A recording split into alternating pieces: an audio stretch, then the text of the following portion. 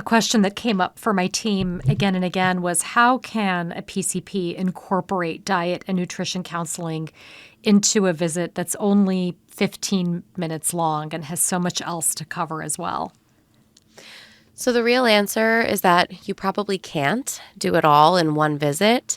I think that if this patient is maybe a borderline diabetic or you just maybe want to go over the general principles of glycemic control and diabetes diet, you can use the MyPlate method. But I would definitely look to refer to either a CDE or a dietitian if you have access to one.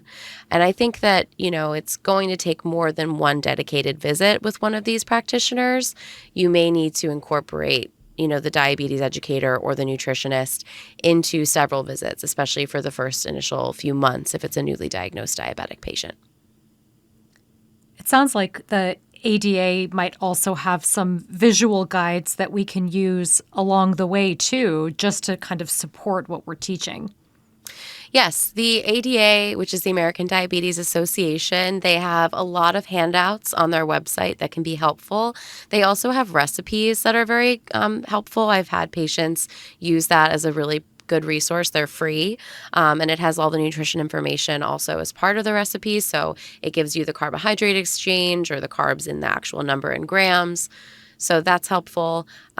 There's also eatright.org, which is the Academy of Nutrition and Dietetics website, which also has more information as far as the MyPlate method, what constitutes a carbohydrate, what fiber would be, all those types of things.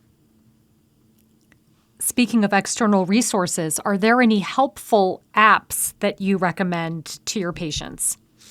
Well, anytime you have a continuous glucose monitor, it will have an app that will be on your phone, which I think is extremely helpful, like I was saying earlier, for determining trends, because trends are really what we're looking at when we're trying to assess glycemic control. We can't base any recommendations off of one bad day or one bad couple of hours. So using that to figure out the trends of your blood sugar numbers will be very helpful, but also using apps for, in terms of helping you with your diet.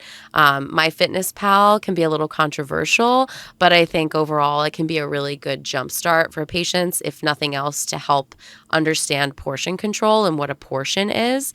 And you can use that, most people use it to determine the calories that they're trying to eat in a day, but you can also use it to look at the carbohydrates that you're having throughout the day to see if you're eating enough, if you're eating too many.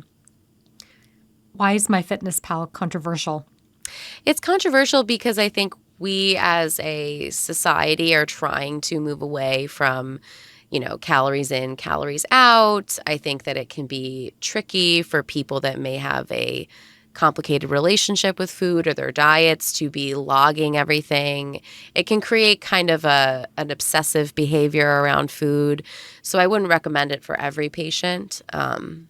But I think it's helpful, especially if someone is really starting from a place of, not really understanding what they're eating. I think a lot of people, if we're not actually tracking what we're eating, there's a lot that we might be taking in that we're not thinking about, especially with someone with diabetes. You might have had a hamburger for lunch, but you might have forgotten that that hamburger came with, 2 handfuls of French fries and ketchup, which has carbohydrates, and, maybe you got a soda on the side. So just it can help keep you honest, I guess is a good way to put it, or it can at least kind of make you more aware of what you're eating.